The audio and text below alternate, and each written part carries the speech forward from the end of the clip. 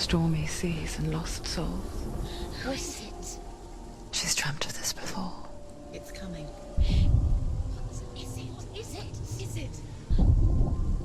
They say dreams are visions of our memories, thoughts and fears, as seen by our inner eye.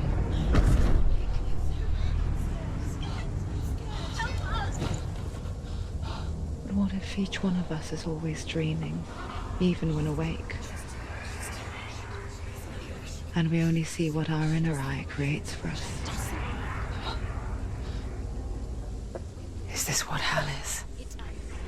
A world shaped by Senua's nightmares. Maybe that's why people fear seeing the world through her eyes. Yes, she's scared. Because if you believe that Senua's reality is twisted, you must accept that yours might be too.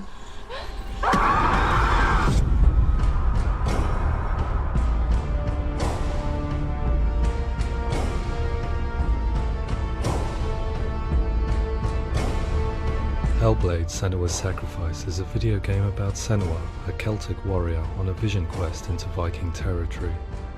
But what sets our hero Senua apart is that she suffers from severe psychotic mental illness. He knows she's getting closer. He can feel her coming closer. She's getting closer. The original idea for Hellblade was to create a classic hero's journey, a journey of suffering, but one where the fantasy world is not another planet or alternate universe, but a world that is constructed in Senua's mind. But to do so would mean putting psychotic mental illness at the center of the experience, a subject that is still considered taboo, and a challenge that was both terrifying and exciting in equal measure. In Hellblade, the starting point was a newly discovered Celtic goddess called Senua in Ashwell, Hertfordshire. When first discovered, her name was thought to be Senua, a name which I liked and kept. I wondered if Senua might have been a Celtic warrior like Boudica who stood up to the Romans. While the Romans had conquered all of Europe, there was a group of Celts up in the furthest reaches of the Roman Empire that could not be conquered, the Picts. And so the Romans built a wall, called Hadrian's Wall, that spans across Britain from sea to sea to keep the Pictish barbarians at bay. The Picts were known for their war paint, painted on with woad, and their matted hair clumped with lime. And so Senua would be a barbarian Pict in this image. What's your name? Senua. I haven't seen you before. I don't live home much. Oh, Zeno's daughter. I have to go. Wait. Orkney is off the coast of Scotland and was inhabited by the Picts, steeped in history and mystery, and so I made Orkney Senua's home and set the stage for a crisis. In the late 8th century, the first Vikings landed on the Orkney Islands. The population of the Picts crashed thereafter, replaced by the Norsemen of the 9th century. Were they wiped out? We don't know for sure, but it would seem likely given the reputation of the Vikings. The Northmen's brutality is legendary. High-ranking leaders and chieftains of the tribes they conquered were often offered as sacrifice to their gods. The most brutal of these sacrifices was known as the Blood Eagle. I imagine Senua as a young female warrior who returns home from exile to find her partner, Dillion, brutally sacrificed to a Norse god by these hellish warriors from a faraway land. I imagine the horror of this moment and how it would have dragged her deep into mental torment.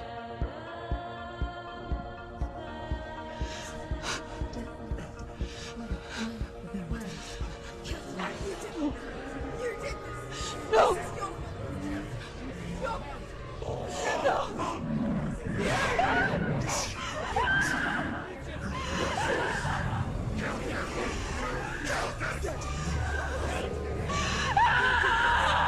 I came to learn that the Celts had a sophisticated and nuanced perspective on the nature of mental disorder. One term they used was gelt. A gelt is a man or woman who has been driven mad by a curse, battle trauma, or grief. The gelt would take to a life in the woods in search of penance, punishment, and purgation. And so Senua became a gelt, cursed by darkness, looking for redemption in the wilds. Another word the Celts used in reference to mental disorders was druth, meaning fool, or Liar. one who utters the words of God. They tell of the mad sinner who flees battle into exile and takes on a beastly nature, growing feathers on his body. The character called Druth in Hellblade is based on a little-known person called Findan, an 8th century Irish Celt who was captured and enslaved by the Vikings, but eventually escaped to Orkney where he became a monk. I will tell you my stories of hell, if I may walk with you. Upon meeting Senua, it would be his stories that fuel her quest deep into their world of gods. The Northmen say the world will come to an end. The sun will grow black, the earth will sink into the sea, the stars will disappear, fire and water will meet, flames will play against the sky, the heavens and earth and all the world will be burned, all the gods will be dead, and the warriors of Valhalla and people everywhere. Senua, prepare yourself for Ragnarok, for it is nigh. So the stage was set for a new adventure, a journey into the Norse underworld called Hell, a vision quest fueled by madness and myth, a fantasy that was created by Senua's own mind, and one that we would experience through her eyes. This is your mission. This is your quest. There is nothing else left. To make a game about a warrior with psychotic mental illness as its central theme was fraught with danger. Mental illness such as psychosis is still taboo and rarely acknowledged in a century of cinema, never mind the new medium of games. Where it does feature, it often conflates psychosis and psychopathy associated with a lack of empathy. It is unfortunate that these two words sound so similar that they are used interchangeably in media. I must admit that I didn't have to look very far to discover my own ignorance of the subject. So we reached out to Paul Fletcher, psychiatrist and professor of health neuroscience at University of Cambridge.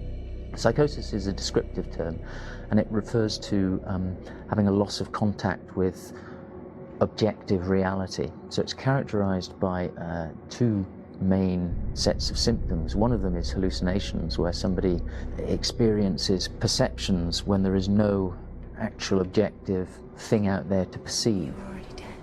Who are you? And the other is delusions, where somebody comes to very often bizarre, unpleasant, frightening beliefs when there's no good evidence in favor of them.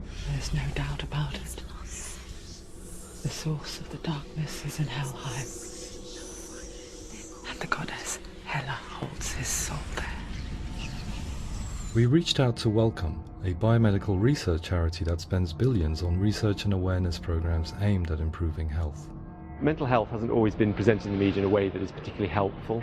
It can be challenging to engage people with the subject matter, and there are a lot of preconceived ideas about mental health, and particularly schizophrenia and psychosis. So we hope our support allows the team to continue to collaborate with Paul Fletcher and with those who have experience of psychosis to create a game that provides a fresh perspective on the condition and allows audiences to engage with it in a way that just wouldn't be possible in any other medium.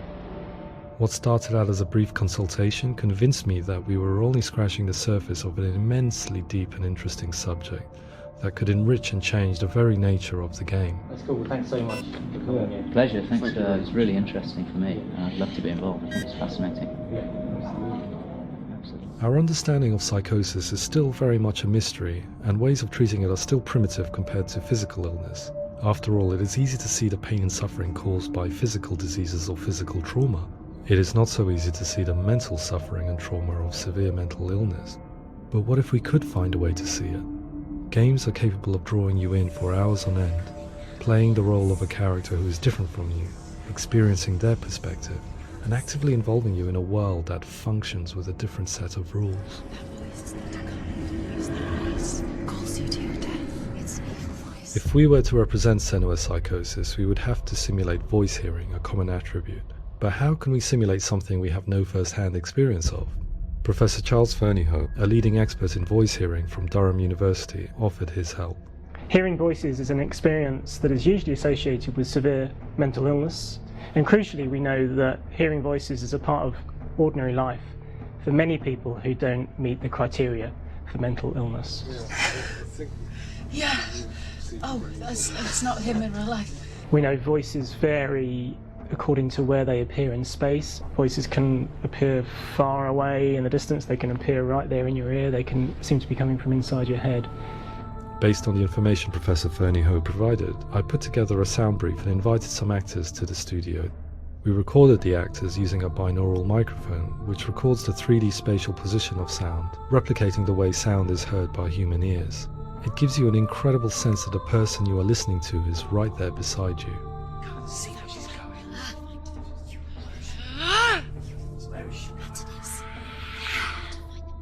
Rachel Waddingham from the Voice Collective came to our studio with 2 young voice hearers to speak to our team.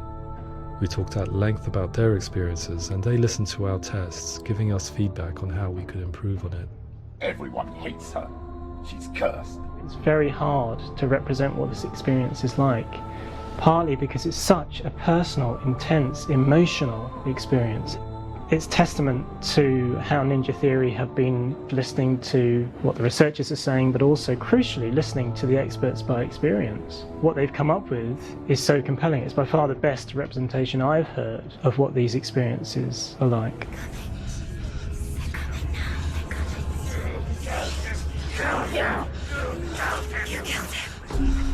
Other common attributes of psychosis are visions and flashbacks.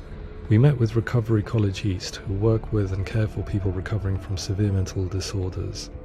A group of service users gave us their first-hand account of what they experience.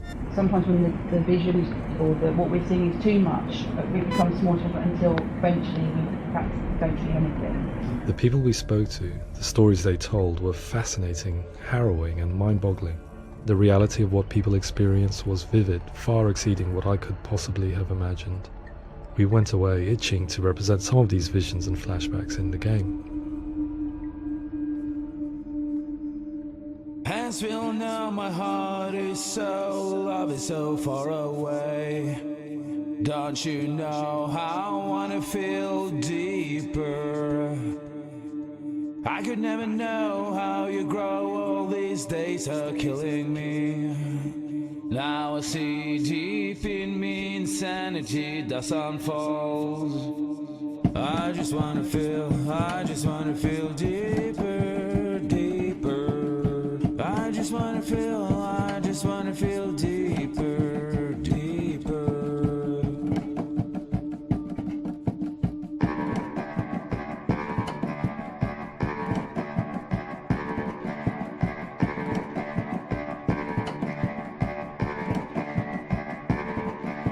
Hands will know my heart is so, love is so far away. Don't you know how I wanna feel deeper? I could never know how you grow, all these days are killing me. Feel like this, read like this, I just wanna live, that's all. I just wanna feel deeper, deeper. I just wanna feel deeper, deeper.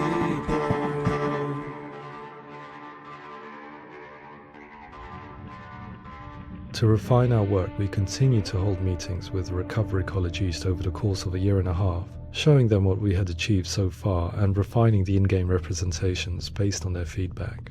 With their help, flashbacks, visions and changes in perception were woven into the story and gameplay of Senua. The students that are involved in this project are incredibly excited about being involved. They have described the experience as being important because it values their lived experience and shows that despite what we have been through, all of that experience becomes valid, that actually it's something that we should all be talking about. The experiences described range from beautiful to frightening beyond comprehension. I heard of a girl who has to live with an angry voice screaming at her, slamming on her doors and walls 24 hours a day. I met someone who would often see hanging corpses in a room, so real that she would sometimes try to rescue them. The panic and fear that comes with such visions is entirely understandable, and it can be a living horror for some. Worthless, weak, pathetic. Go on, feel sorry for yourself, because there is no one left to do that for you. I was urged by one fellow that we should not shy away from showing this horror, and so I was perpetually torn in making Hellblade. Had we gone too far with our representations or not far enough? broken, and lost. Just like your soul. Come on.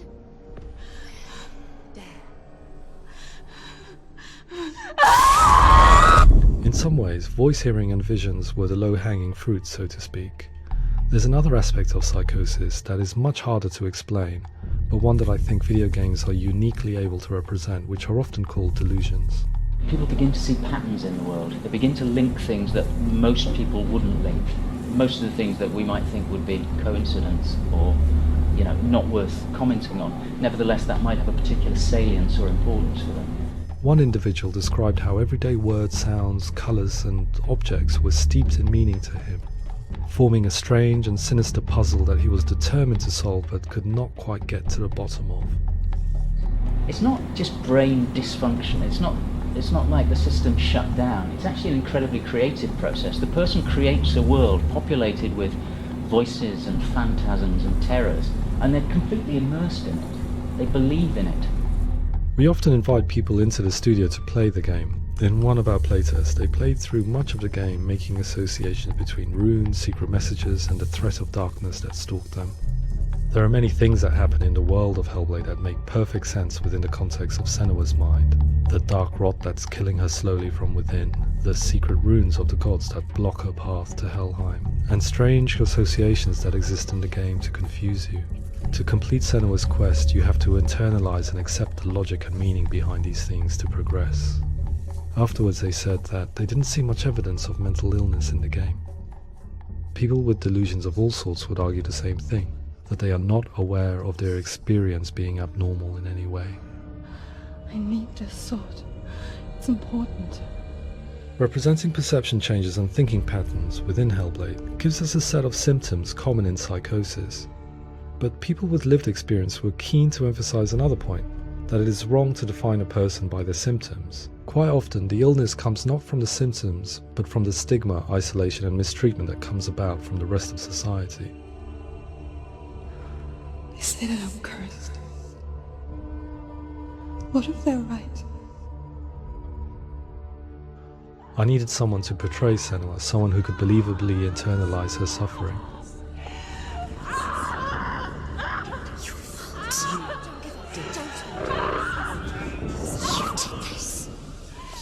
Melina Jurgens, our video editor, had been a stand-in for Senua over a few months while we perfected our motion capture techniques.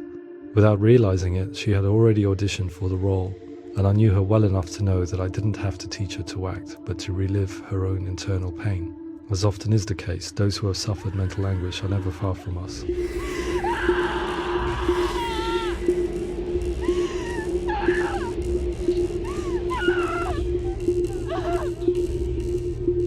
My hope is that by creating a compelling and aspirational character in Senua who feels very much real, albeit in a fantasy setting, we can provide a lens into her reality, a different one to yours, and this is where storytelling comes into play. I imagined her life based on common threads in real people's lives. She was always prone to psychosis as a child. Her mother Galina also heard voices and had visions, so perhaps there was a genetic aspect. Or perhaps it was cultural, as she lived within a world without science, of gods and a superstition, as exemplified by her druid father Zimbal. Psychosis developed in her late teens to early 20s and was exasperated by stigma and isolation at the hands of the clansmen and her father. This darkness. It's spreading. The trauma of seeing her lover Dillion sacrificed tips her over the edge, making her remodel her reality around a concept that connects everything: the darkness. So the question, is what Senua experiences real? Can only be answered by saying, yes, it is real. It is her reality. All of her suffering will have been for nothing. It's just a matter of time.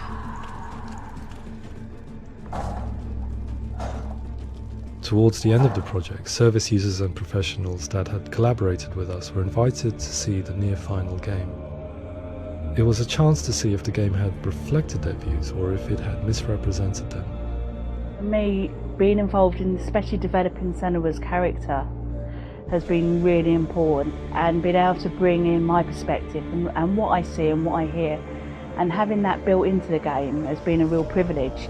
It's gritty and it's meaty, and there are some tough subjects in there that are being tackled with honesty.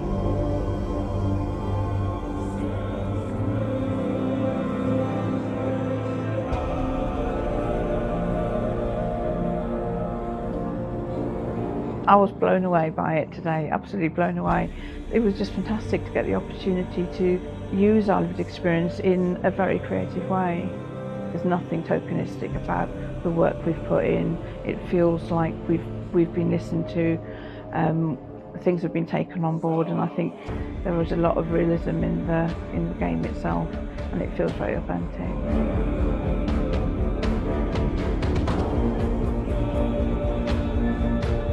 Hellblade will give people a good experience of what it's like to hear voices and have those experiences. I'm glad that the guys at Ninja Theory kind of asked us to come along and help them build an experience that's positive when it comes out, and get myself a copy and have a go.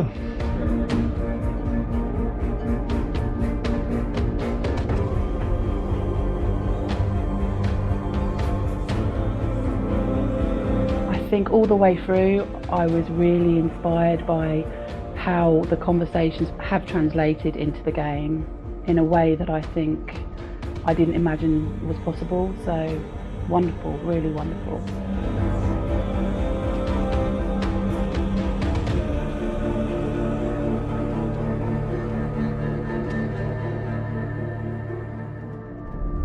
I really hope that others will follow the lead they've set and use the power of something like a video game to change people's perceptions, to increase understanding, and ultimately to make some of the stigma around voice hearing and other experiences go away.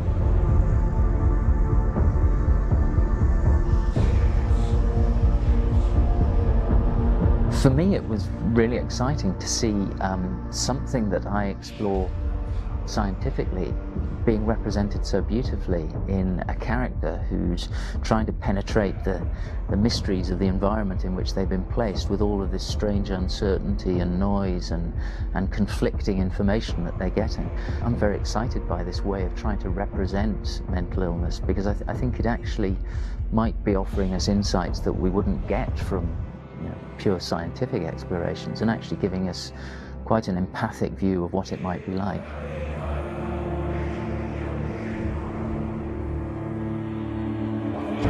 Mental illness has been with us for as long as we have been on this planet, but why?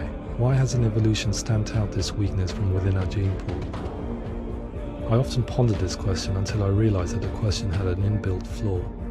It assumes that being and thinking differently is a weakness. The only reason we have computers, spacecraft, medicine, poetry, art, and yes, even video games is because individuals are able to simulate new abstract realities in their minds and share them with the rest of us. We need people to be willing to see differently in order for us to progress and survive as society. And we need to be open to these new ways of seeing. And it is this spirit that motivated me to create Senua's story and share it with you.